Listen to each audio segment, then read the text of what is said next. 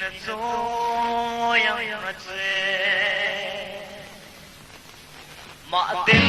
lunglen warga suole mo Kinton vehiya kaming silaw Kaya song mapoy ke isun ngayat lai di kalen solo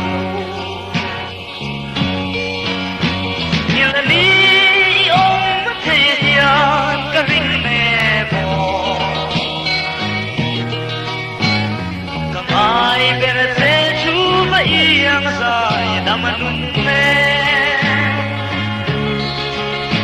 O pui khatta ipa mai na din na se don lo mi